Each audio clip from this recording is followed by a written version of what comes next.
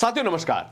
अर्नब गोस्वामी पे अब पुराना रंग सवार हो गया है। एनडीटीवी वाला रंग सवार हो गया है जब वो एनडीटीवी में हुआ करते थे। यदि आप उतने पुराने हैं जितने पुराने हम हैं तो आप जानते होंगे कि एनडीटीवी में अर्नब गोस्वामी जब काम किया करते थे तब वे किस तरह की पत्रकारिता करते थे। अर्नब गोस्वामी एक क्लास जर्नलिस्ट माने जाते थे, फिलहाल के लिए नहीं माने जाते हैं, लेकिन पिछले एक हफ्ते से जिस तरीके का काम अर्नब कर रहे हैं एक न्यूज प्रेजेंटर के तौर पे, एक न्यूज एंकर के तौर पे, वो सराहनीय हो सकता है।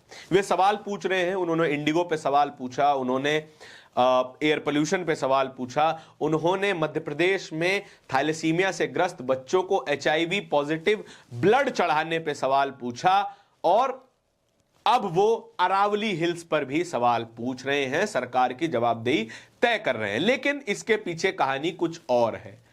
इसके पीछे इन सरकारी एंकरों की आपस की लड़ाई एक असल कहानी है। अर्नब गोस्वामी का एक वीडियो बड़ा वायरल हो रहा है जिसमें वे कहते हुए देखे जा सकते हैं कि क्या 15 करोड़ में खरीदे गए जर्नलिस्ट या एंकर ये सवाल पूछेंगे। लगातार बार बार ये लाइन दोहरा रहे हैं, 15 करोड़ शब्द का इस्तेमाल कर रहे हैं और इसे तंज की तरह इस्तेमाल कर रहे हैं।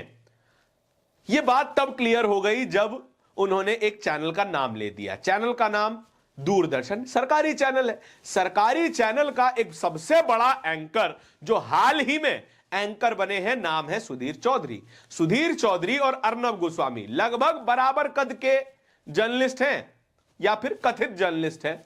सुधीर चौधरी सरकारी चैनल में जाके सरकारी काम कर रहे हैं और अब सरकारी मुलाजिम हो गए। सरकारी मुलाजिम होने के नाते जाहिर सी बात है सरकार का पक्ष भी ले रहे हैं और सवाल करना बंद कर चुके हैं। सरकार से सवाल करना तो वो पिछले कई सालों से बंद कर चुके थे, लेकिन अब ज्यादा सरकारी, ऑफिशियली सरकारी हो चुके हैं। अर्नब गोस्वामी सुधीर चौधरी को टारगेट करते हुए बार बार कह रहे हैं कि 15 करोड़ में खरीदे हुए पत्रकार क्या ये सवाल पूछेंगे, और कह रहे हैं क्या दूरदर्शन ये सवाल पूछेगा।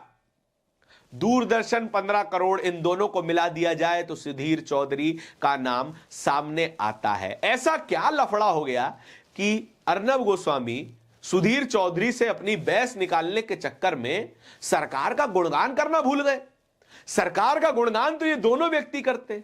अब शायद लड़ाई ऐसी है कि कौन कितना बड़ा चाटुकार है, इसकी रेस लग गई है। अर्नब कहते हैं हम बड़े चाटुकार, सुधीर कहते हैं हम बड़े चाटुकार। इन दोनों चाटुकारों के बीच में कदम चाटने की, तलवे चाटने की रेस लगी है। एक ने तरीका इस्तेमाल किया है कि कौन कितना पैर गीला कर सकता है मालिक का और नेताओं का। कौन नेता, आप खुद सोचिए।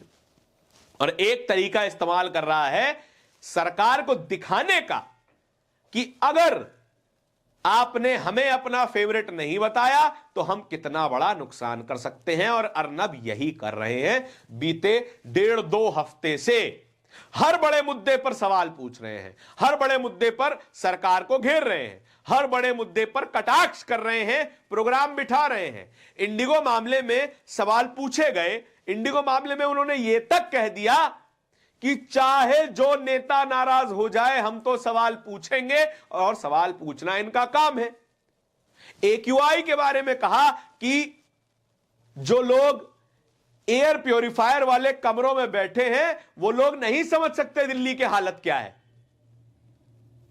यहां तक कि मध्य प्रदेश के एचआईवी कांड में भी उन्होंने कई सवाल पूछे। 7 मिनट में 70 लाख के पटाखे जला देने वाले नेताओं तक को घेर लिया और अब अरावली पर सवाल पूछ रहे हैं। अर्नब गोस्वामी असल में सरकार को डराना चाहते हैं, हुल दे रहे हैं कि देखिए अगर आपने जरा सी भी कृपा दृष्टि हटाने की कोशिश की तो हमारे पास और कई खेमे हैं जाने के लिए।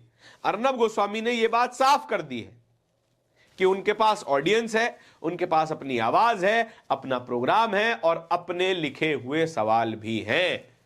सवाल यहां पे क्या है कि यदि अर्नब गोस्वामी आज सवाल पूछ रहे हैं तो बीते 10 सालों में जो रायता इन लोगों ने फैलाया उसकी भरपाई कौन करेगा। जो जहर इन लोगों ने फैलाया, जो सांप्रदायिकता इन्होंने फैलाई, उसका इलाज कौन करेगा?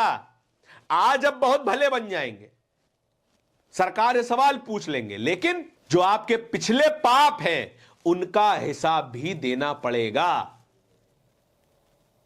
आप ये नहीं समझ सकते कि आज अच्छे काम करने से हमारे पाप धुल जाएंगे। 4 सवाल पूछ के गंगा नहीं नहाई जाती। सतत प्रयास से रोजाना सवाल पूछेंगे तो पत्रकार कहलाए जाएंगे। ये मौसमी मेंढक ना बने कि आप आज सवाल पूछ लें और पीछे जितना आपने कर्मकांड किए हैं दुनिया भूल जाएगी। हां, ऑडियंस भूल सकती है, लेकिन हम जैसे लोग बिल्कुल नहीं भूल सकते। आपके इस पूरी खबर के बारे में क्या विचार है, कमेंट सेक्शन में बताइएगा जरूर। इस तरह की खबरें और भी देखते रहने के लिए बोलता हिंदुस्तान को सब्सक्राइब भी जरूर कर लीजिएगा। बहुत बहुत धन्यवाद।